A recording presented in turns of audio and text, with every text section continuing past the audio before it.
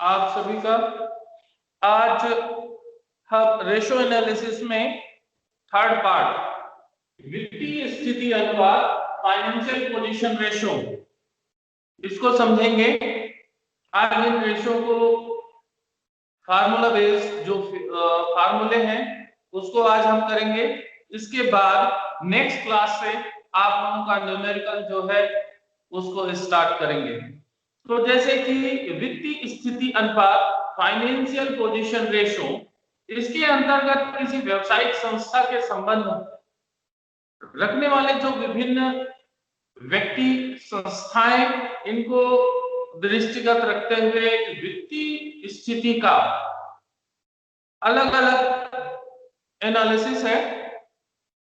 तो यहां पर जैसे कि हम देखते हैं, व्यापारिक ऋणदाता है, बैंक है, निवेश करता है, ऑडिटर है। इनके दृष्टिकोण से वित्तीय स्थिति का अर्थ भी अलग अलग होता है। अतः प्रत्येक व्यक्ति संस्था अपने व्यक्तिगत संस्थान को के हितों को ध्यान में रखते हुए अनुपातों का वह यूज करती है, प्रयोग करती है, जिससे कि संस्था की वित्तीय स्थिति की सही जानकारी हो सके। वित्तीय स्थिति की जांच के लिए जो भी अनुपात व्यवहार में लाए जाते हैं वे लगभग चिट्ठा बैलेंस शीट से संबंधित होता है और उन्हीं के मदों पर आधारित होता है, या आइटम्स जो होते हैं ये उन्हीं पर आधारित होता है। जैसे कि हम इसमें ये देखते हैं, आपने सुना भी होगा करेंट रेशो, चालू अनुपात, तरल अनुपात, लिक्विड रेशो, पूर्णतः तरल अनुपात, absolute liquid ratio, properties ratio, स्वामित्व अनुपात, प्रॉपर्टी रेशो, आपके डेबिट इक्विटी रेशो, ऋण क्षमता अनुपात, कैपिटल गियरिंग रेशो, पूंजी मिलान अनुपात, शोधन क्षमता अनुपात, सोलेंसी रेशो, दीर्घकालीन ऋण पूंजी अनुपात, long term debit capitalization ratio, ऋण मूर्त संपत्ति अनुपात, debit to tangible assets ratio. तो इस तरीके से आपके अलग अलग हैं। तो हम बैलेंस शीट को इसको हम दो पार्ट में बांटते हैं, एक तो होता है शॉर्ट टर्म के लिए और दूसरा होता है लॉन्ग टर्म के लिए। जब हम रेशो एनालिसिस करते हैं तो इनके रेशो का जब हम एनालिसिस करेंगे तो इसको हम दो पार्ट में डिस्ट्रीब्यूट कर देते हैं। ये हमारे स्टडी के लिए या फिर हमारे कैलकुलेशन को इजी करने के लिए, सरल करने के लिए हम इसको दो पार्ट में डिस्ट्रीब्यूट कर देते हैं। पहला आपका है शॉर्ट टर्म के लिए, अल्पकालीन। इसको आप ये कह सकते हो शॉर्ट टर्म सोलेंसी रेशो, ठीक है, यानी अल्पकालीन शोधन क्षमता अनुपात, ठीक है। अब इस अनुपात के अंतर्गत हम किन का ध्यान रखेंगे? Current ratio, liquid ratio, absolute liquid ratio और कैश रेशो। ये चार मुख्य आपके अनुपात होंगे। तो इन चारों अनुपात को समझ लें कि ये जो चार अनुपात हैं ये क्या है ना। तो इसमें हम पहले चलते हैं आपका करेंट रेशो, चालू अनुपात।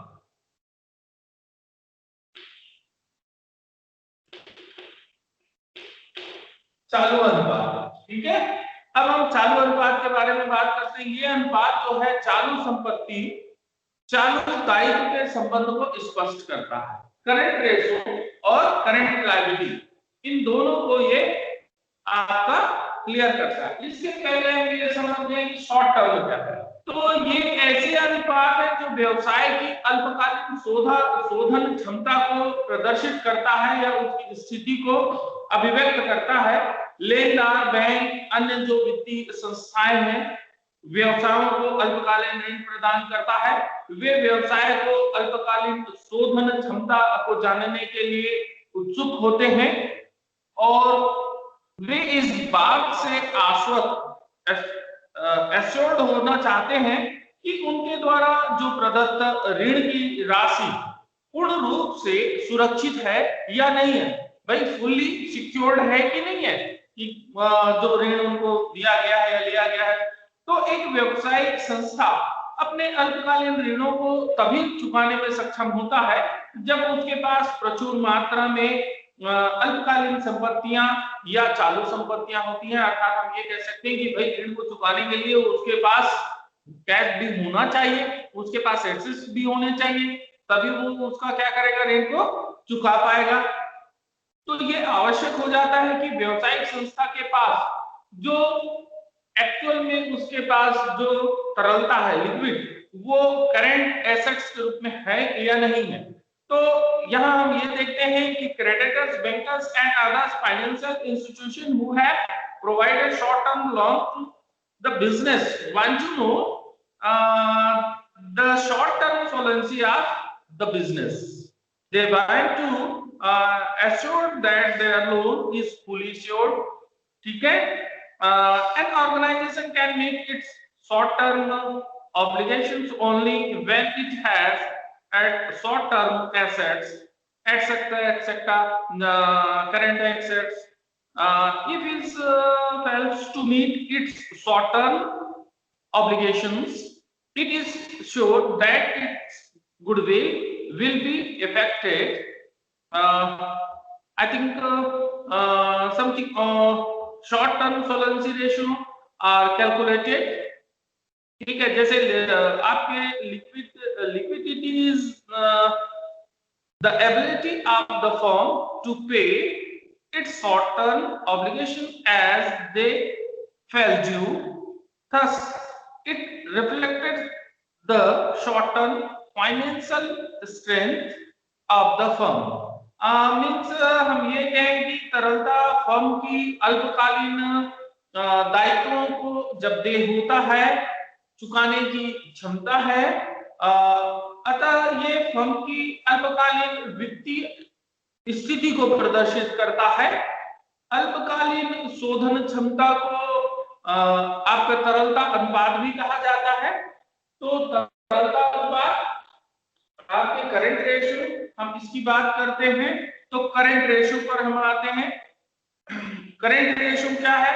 करंट रेशियो जो है, अंडर करंट रेशियो में relationship between current assets and current liabilities, ठीक है, is established and short term solvency. तो यहां पर हम ये कहेंगे इस अनुपात के अंतर्गत जो चालू दायित्व और संपत्तियों एवं चालू दायित्वों के बीच संबंध को स्थापित करता है और उसके संबंधों को स्थापित करके अल्पकालीन शोधन क्षमता को जानना चाहता है। इसके लिए कार्यशील पूंजी जो है, वर्किंग कैपिटल रेशियो, ठीक है, वर्किंग कैपिटल रेशियो के नाम से भी हम इसको जानते हैं, करंट रेशियो। अब इस अनुपात को निकालने के लिए क्या करना पड़ेगा? जैसे कि मैंने आपको बताया कि किनके बीच का संबंध है ये करंट रेशियो। करंट रेशियो किन के बीच में इनके संबंधों को प्रदर्शित करता है, करंट एसेट्स और करंट लायबिलिटी को। तो यहाँ पर दो चीज निकालने की आवश्यकता होगी, ठीक है, आप राइट डाउन करते चले जाएंगे जो मैं आपको फार्मूला बता रहा हूं। तो यहाँ पर करंट रेशियो जो है, इसको जब हम निकालेंगे तो क्या करेंगे, आपका current assets upon current liabilities, ठीक है।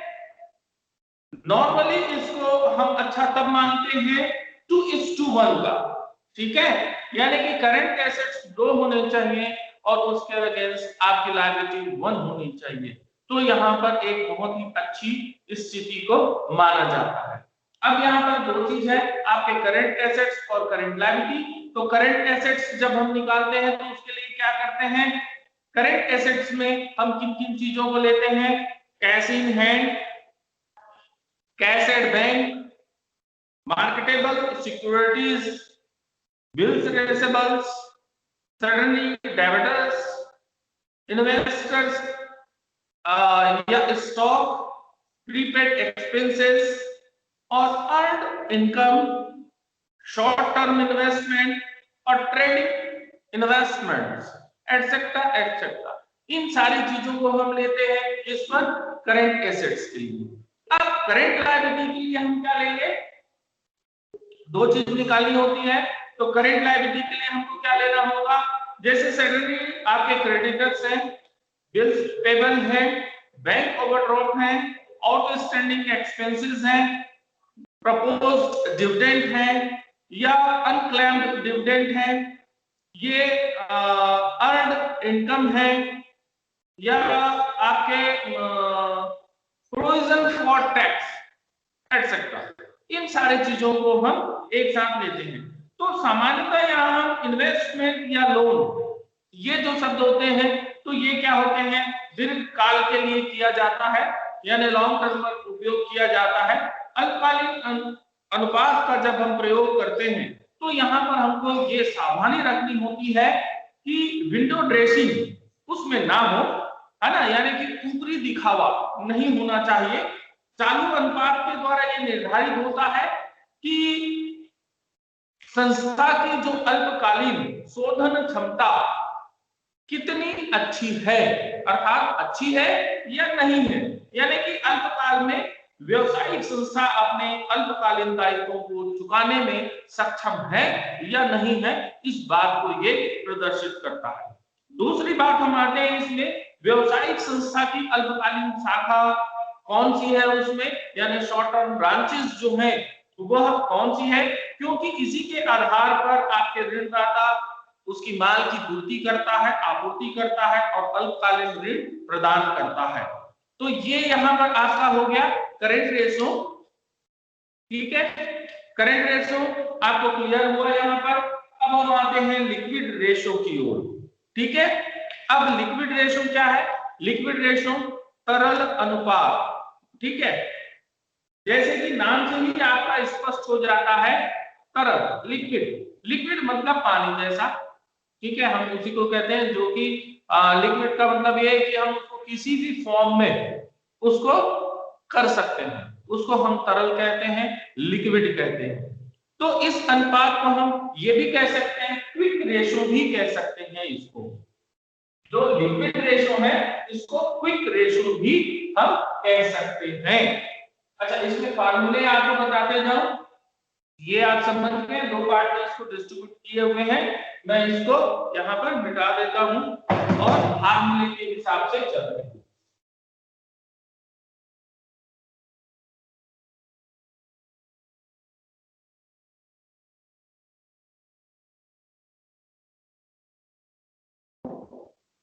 दूसरा जो है लिक्विड रेशो,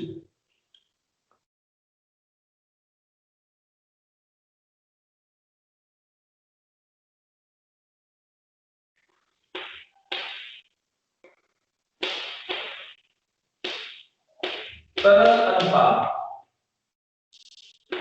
ठीक है। तरल अनुपात में यहाँ पर जैसे हम अनुपात निकालते हैं तो दो चीजों को लेते हैं, तो इसमें हमको कौन कौन सी चीजें चाहिए तरल अनुपात के लिए, लिक्विड एसेट्स,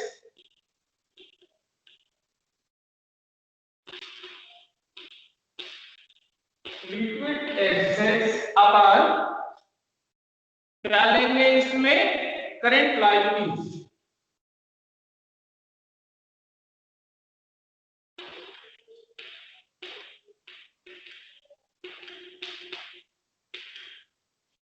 ठीक है, करंट लायबिलिटीज को लेंगे।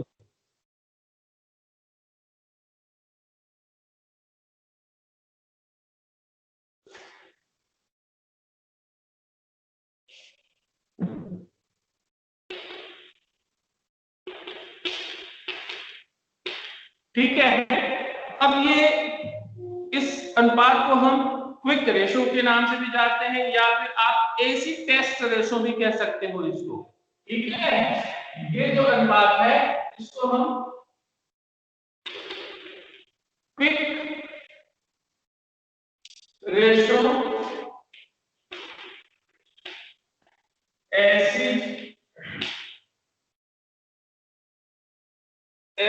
टेस्ट रेशो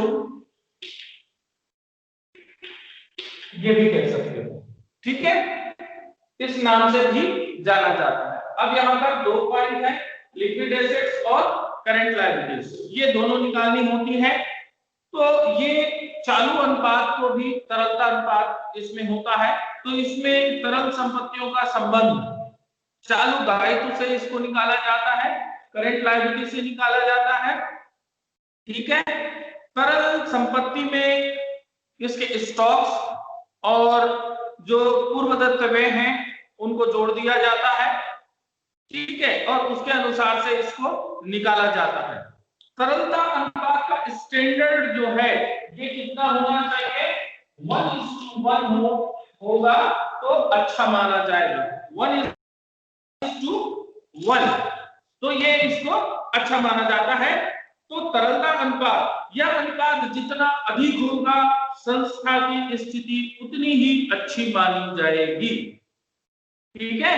क्विक रेशो जो है जितना ज्यादा होगा उतना ही अच्छा संस्था के लिए होगा, ठीक है।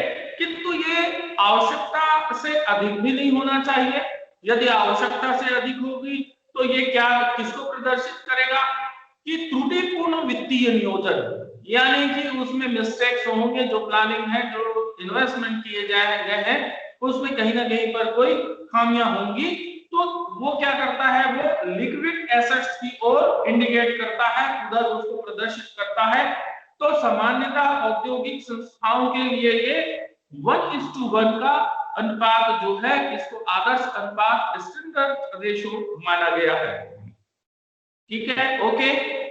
अब इसमें हम आगे बढ़ते हैं। अब इसमें लिक्विड एसेट्स जो निकालते हैं तो उसमें आपको ये भी देखना होता है कि लिक्विड एसेट्स निकालेंगे तो नॉर्मल जो नॉर्म्स है 1:1 है।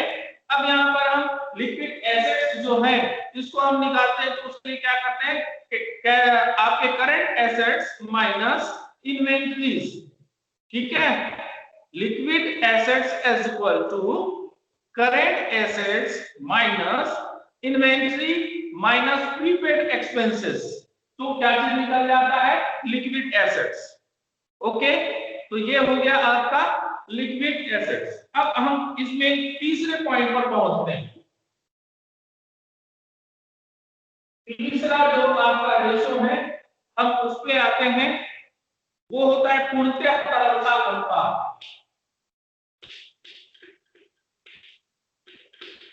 पूर्णतः तरलता अनुपात, ठीक है। इसको हम कहते हैं एब्सोल्यूट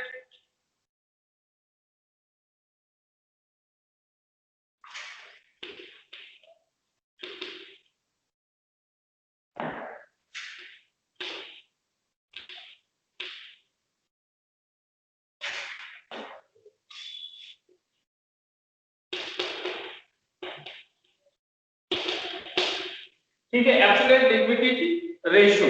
अब इस रेशो को निकालने के लिए क्या करते हैं, इसमें absolute liquid assets upon liquid liabilities, अर्थात ये अनुपात जो है पूर्ण तरल संपत्तियों और तरल दायित्वों के बीच के संबंध को स्पष्ट करता है।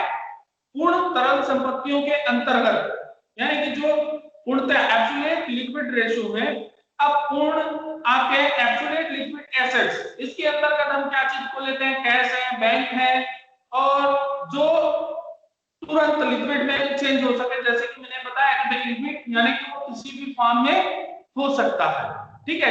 ठीक वैसे ही जैसे कि आपने पानी रखा है, पानी को बॉटल में डाल दीजिए, ड्रम में डाल दीजिए, टब में डाल दीजिए, किसी में डालिए, वो उस फॉर्म में बन जाता है, वो तुरंत हो जाता है, तो ये लिक्विड हुआ। तो तरलता यानी पूर्ण तरल संपत्तियों के अंतर्गत हम क्या चीज देखते हैं, रोकड़ है, बैंक है, विपणन योग्य आपकी प्रतिभूतियां आती हैं। दूसरी ओर हम तरल दायित्वों की बात करते हैं तो तरल दायित्वों के अंतर्गत बैंक अधिवितरण को सम्मिलित नहीं किया जाएगा यहाँ पर, तो इसलिए इसका जो फार्मूला है वो आपका कैसे बन जाएगा, एब्सोल्यूट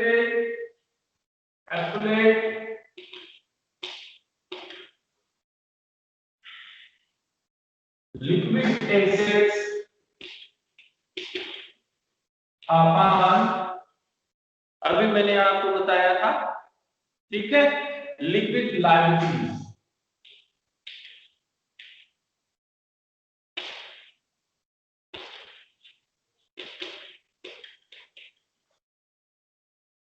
ठीक है, लिक्विड लायबिलिटीज, ये आपका फार्मूला।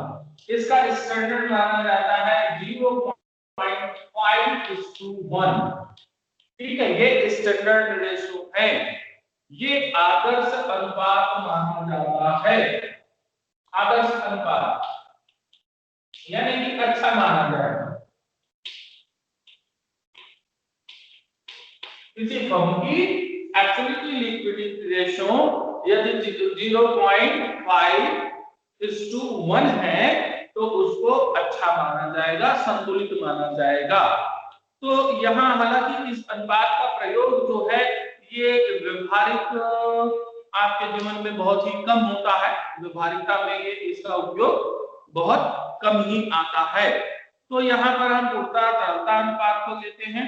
अब पूर्णता तरलता अनुपात जो है इसमें अतिशीघ्रता से चालू अनुपातों का भुगतान के लिए संपत्तियों को शामिल किया जाता है।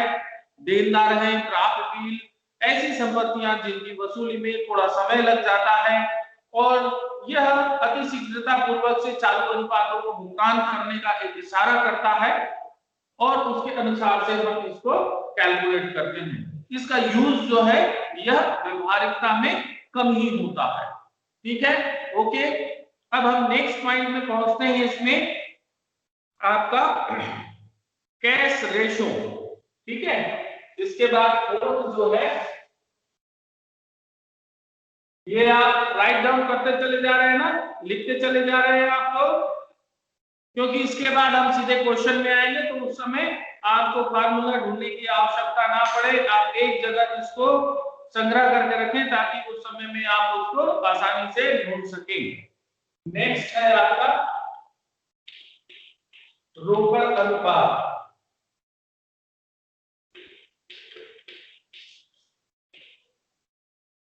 कैश रेशो, ठीक है। कैश रेशो की बात करते हैं तो कैश रेशो निकालने के लिए हम क्या करते हैं, cash ratio is equal to cash in hand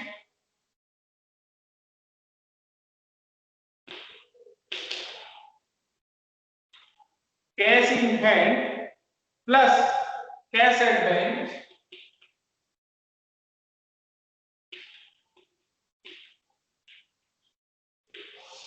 upon आपका हो जाएगा करेंट लायबिलिटी।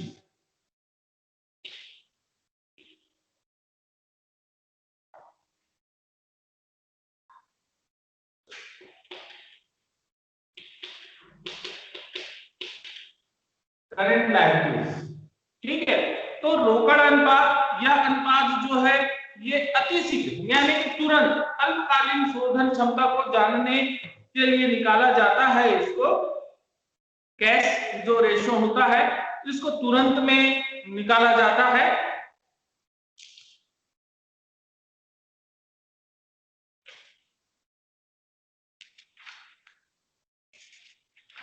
दूसरे शब्दों में हम ये कह सकते हैं कि जो डे टू डे जो शोधन क्षमता होता है, दैनिक शोधन क्षमता की स्थिति क्या है, इस अनुपात से इस बात की व्याख्या हो जाती है कि उसका रोकड़ अनुपात जो है, कैश रेशो जो है वह कैसा है।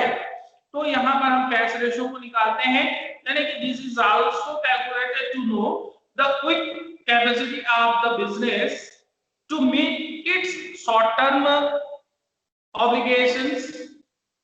In other words, it narrated the daily solvency positions of the business. It is explained by the following formula. हम इस फार्मूले से इसको कैलकुलेट कर सकते हैं। ये लेस आपके प्रॉपर्टीज होते हैं। इस अनुपात का प्रयोग व्यवहारिक स्थिति में बहुत ही कम किया जाता है।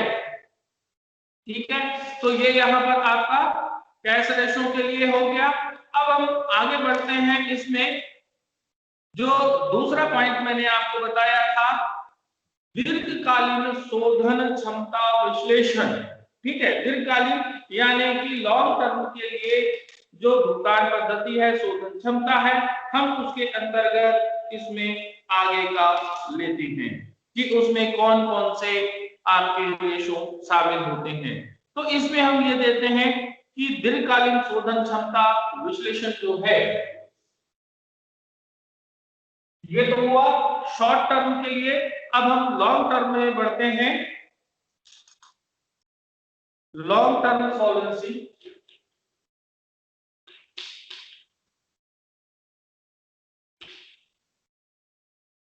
लॉन्ग टर्म में हम आते हैं, ठीक है।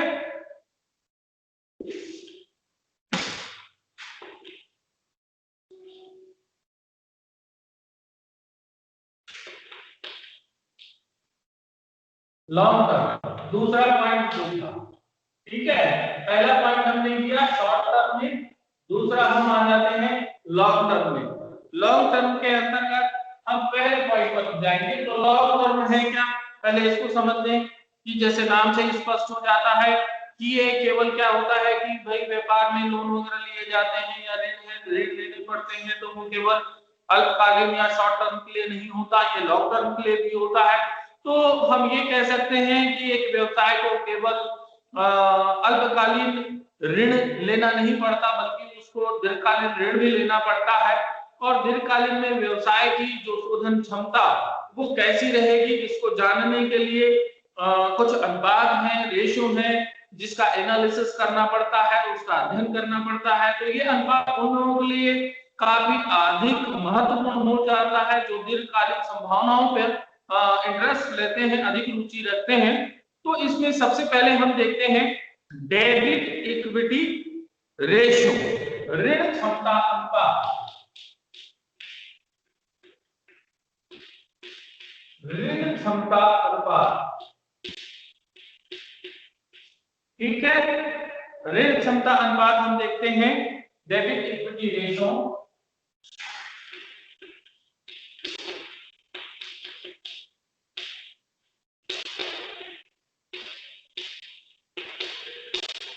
ठीक है, तो डेबिट इक्विटी रेशियो दीर्घकालीन शोधन क्षमता को ज्ञात करने के लिए ये अति महत्वपूर्ण या काफी इंपॉर्टेंट आपका रेशियो है।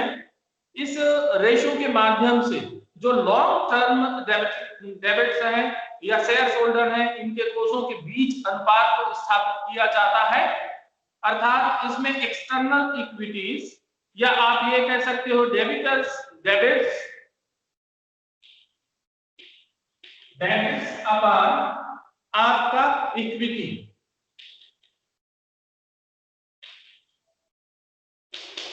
ठीक है, माने ऋण अनुपात समता, ये आप कह सकते हो। या इसको आप ये भी कह सकते हो एक्सटर्नल इक्विटी अपॉन या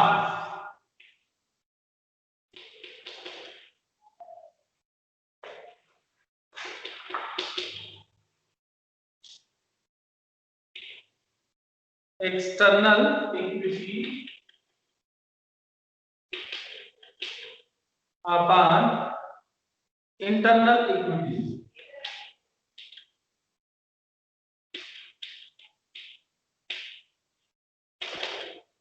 ठीक है, आप इसके माध्यम से इसको निकाल सकते हैं। इसके लिए अच्छा अनुपात जो है वो आदर्श अनुपात 1:1 माना जाता है। ठीक है, एक आदर्श अनुपात जो है 1:1 माना जाता है। ये ऋण अनुपात आपका है, ठीक है, यानी कि ऋण क्षमता अनुपात इक्विटी रेशियो, इसको हम ऋण क्षमता अनुपात भी कहते हैं। ये क्षमता है, इसको ऋण क्षमता अनुपात भी कहते हैं। ठीक है, ऋण क्षमता अनुपात यह भी कहा जाता है। ठीक है, ऋण क्षमता अनुपात भी कहा जाता है। तो सामान्यतः किसी भी व्यावसायिक संस्था, ठीक है, सामान्यतः व्यावसायिक संस्था की कुल संपत्तियों का अर्थ जो है वह प्रबंध, समता अंश पूंजी, पूर्वाधिकारी अंश पूंजी या ऋण पत्र आदि के द्वारा इसमें लगाया जाता है। संस्था की शोधन क्षमता पर संपत्तियों के विनियोजन में स्वामियों द्वारा प्रदान किए गए कोषों तथा उसके बाह्य एक्सटर्नल व्यक्ति संस्थाएं द्वारा ऋण के रूप में दिए गए कोषों के अनुपात में काफी इसमें गहरा प्रभाव पड़ता है, इफेक्ट पड़ता है। अतः इन दोनों प्रकार की जो विनियोजन है इनके स्रोत इंटरनल और एक्सटर्नल, आंतरिक और बाह्य, इसमें संतुलन रखा जाना बहुत ही आवश्यक हो जाता है। दोनों ही ओर इसमें इसका संतुलन तालमेल बनाए रखना जरूरी होता है। जैसे कि मैंने बताया कि इसका आदर्श अनुपात है वो 1:1, 1:1 होना चाहिए। तो ये बैलेंस को बनाए रखने के लिए बहुत जरूरी होता है। यदि संस्था जो है अर्थ प्रबंध में स्वामीगत पूंजी का तुलनात्मक अधिक प्रयोग करती है, यदि मान लीजिए उसका यूटिलाइजेशन ज्यादा होता है, तो उसमें बाह्य लेनदार, उसके इंटरेस्ट उसमें क्या हो जाएगा, अधिक सुरक्षित हो जाएगा, ज्यादा सिक्योर्ड हो जाएगा। साथ ही संस्था के जो समक्ष भुगतान है इसकी समस्या जो है ये नहीं होगी इसमें। लेकिन यदि हम दूसरी ओर देखें, यदि संस्था अर्थ प्रबंधन के बाह्य कारणों का अधिकतम प्रयोग करता है, यदि उसका यूटिलाइजेशन बहुत ज्यादा करती है, तो ऐसे समय में जो ऋण दाताओं का हित है, ठीक है, वो तुलनात्मक क्या हो जाएगा, कम हो जाएगा। वो अपने आप को सिक्योर्ड नहीं मानेंगे, वो अनसिक्योर्ड हो जाएगा। और ऐसी स्थिति में संस्था को ऋण के भुगतान करने में क्या होगा, कठिनाई आएगी। तो इस प्रकार इसमें समता अनुपात, स्वामीगत पूंजी और ऋण पूंजी के संबंध को स्पष्ट करना होता है और यह करता है। यहाँ स्वामीगत पूंजी के अंतर्गत जो समता अंश पूंजी, पूर्वाधिकारी अंश पूंजी, पूंजी संचय, प्रतिगृहित अर्जन यानी रिटर्निंग, आपकी अर्निंग और आदि की, इससे इसको बनाया जाता है। तो यहाँ पर हम ये देखते हैं कि debit equity ratio is equal to outsiders fund upon outsiders equities. इसको आप इस तरीके से ले सकते हो, मतलब internal equities upon internal, external equities upon internal equities. आप इस तरीके से आप इसको शो कर सकते हैं। अब जैसे हम देखते हैं कि आउटसाइडर फंड, एक्सटर्नल जो है, एक्सटर्नल इक्विटीज में क्या क्या चीजें आ सकती हैं। तो एक्सटर्नल इक्विटीज में हम किनको लेते हैं, long term loan plus short term loan plus current liability, तो आपका क्या कहलाएगा, एक्सटर्नल इक्विटी।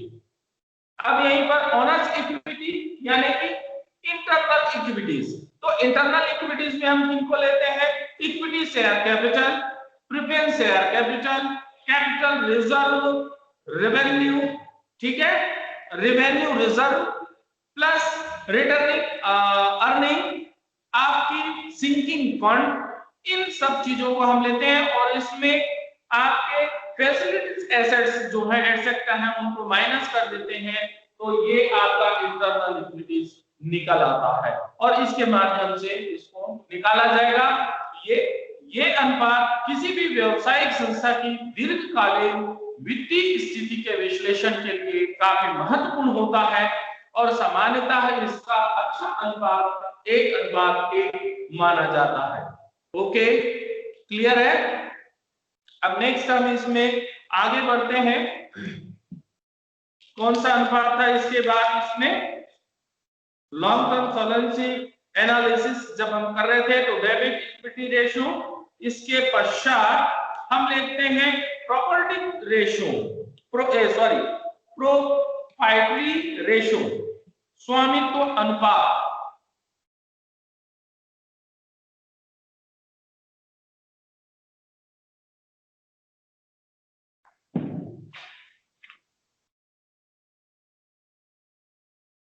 ऋण क्षमता अनुपात के पश्चात हम लेते हैं स्वामित्व अनुपात। ओके, दूसरा जो पॉइंट है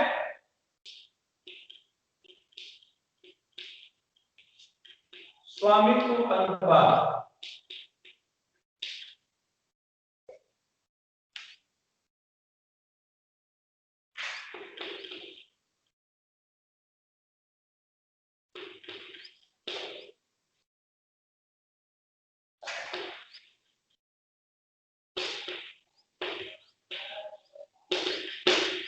ठीक है, स्वामित्व अनुपात, प्रोप्राइटरी अनुपात। तो इस अनुपात को हम लेते हैं तो इसमें क्या करते हैं, आपके प्रोवाइडर्स फंड और टोटल एसेट्स, यानी शेयर होल्डर फंड्स और टोटल एसेट्स। आप इसको ये कर सकते हैं इज इक्वल टू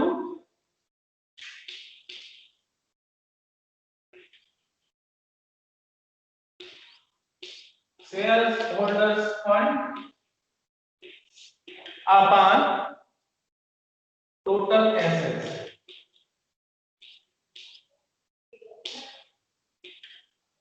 ठीक है, तो यहां हम ये देखते हैं कि इस अनुपात को इक्विटी रेशियो भी कहा जाता है, नेट वर्थ या टोटल एसेट्स रेशियो भी इसको कह सकते हो आप, इक्विटी रेशियो भी इसको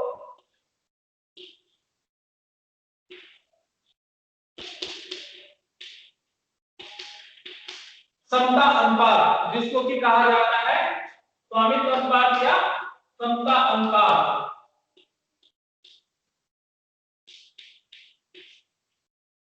ठीक है, समता अनुपात ये आप कह सकते हो इसको स्वामित्व अनुपात या समता अनुपात। तो ये अनुपात स्वामी की पूंजी यानी कि स्वामी की जो पूंजी है, तो स्वामी की पूंजी में हम किन किन चीजों को लेते हैं? स्वामी की पूंजी में आपका इक्विटी शेयर और प्रेफरेंस शेयर होल्डर, ये दो चीज आती है आपकी।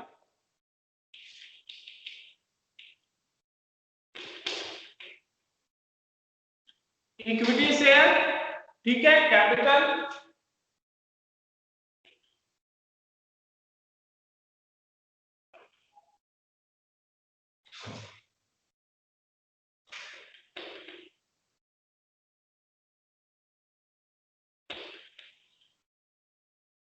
प्लस दूसरा क्या मैंने बताया आपको? Preference share capital.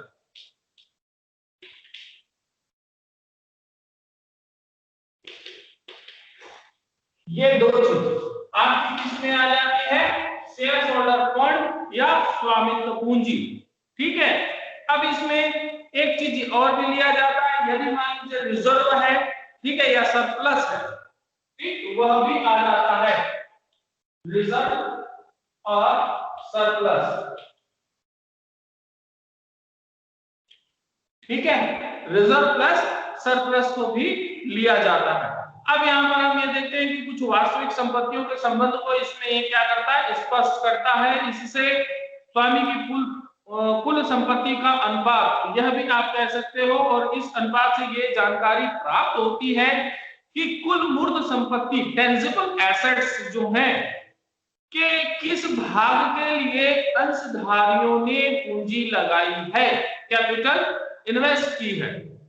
ये अनुपात जितना अधिक होता है अर्थात कार्यशील पूंजी वर्किंग कैपिटल के लिए संस्था को बाह्य स्रोतों पर उतना ही कम निर्भर होना पड़ता है, यानी कि इसका अनुपात जितना अधिक होगा उतना अच्छा माना जाएगा, और इसमें वर्किंग कैपिटल के लिए उसको क्या होगा? कम निर्भर करना पड़ेगा, और साथ ही ऋणदाताओं का हित उतना ही सुरक्षित हो जाएगा और अतिरिक्त ऋण प्राप्त करने की उनको सुविधा प्रदान करती है और उससे सुविधा होगी। तो यहाँ पर जब हम इसको निकालते हैं प्रोप्राइटरीज रेशो यानी कि स्वामित्व अनुपात या आपका समता अनुपात जब निकालोगे तो उसमें share holders fund upon total assets. अब इसमें जो शेयर होल्डर्स फंड है उसमें कौन कौन सी चीजें आनी चाहिए, यानी कि स्वामित्व की जो एसेट्स हैं उसकी ऑनर्स कैपिटल है, इसको लिया जाएगा, यानी equity share capital, preference share capital plus reserve या सरप्लस, ये सारी चीजें लेंगे। नेट वर्थ जो होगा यानी कि शुद्ध संपत्ति टोटल एसेट्स जब आप लेते हो तो उसमें नेट वर्थ में हम क्या क्या लेंगे? इक्विटी शेयर कैपिटल जो है ये नेट वर्थ में ले लिए हमने, और उसके अनुसार से इसको आप कैलकुलेशन कर सकते हैं। तो स्वामित्व अनुपात में ये देखते हैं इक्विटी रेशो या नेट वर्थ अनुपात जिसको कहा जाता है, या टोटल एसेट्स रेशो भी इसको आप कह सकते हो। तो ये अनुपात अंशधारियों के कोषों के संबंध को व्यवसाय की कुल संपत्तियों के साथ जोड़ता है, और हम इसको ऐसे भी कह सकते हैं कि ये अनुपात इस बात की व्याख्या भी करता है कि कुल संपत्तियों में मालिक का हिस्सेदार कितना है। इसको सरल शब्दों में इस तरीके से समझा जा सकता है कि यानी कि उसकी हिस्सेदारी कितनी है। एक व्यावसायिक संस्था को इस अनुपात को पता लगाने के लिए, इसको जांचने के लिए क्या करना पड़ता है कि संस्था की कुल संपत्तियों में मालिक की हिस्सेदारी कितनी है, पहली चीज। दूसरी चीज, संस्था की दीर्घकालीन शोधन क्षमता जो है वो कैसी है। तीसरी बात होती है कि क्या अंशधारियों की पूंजी दीर्घकालीन ऋणों के भुगतान के लिए पर्याप्त है या नहीं है।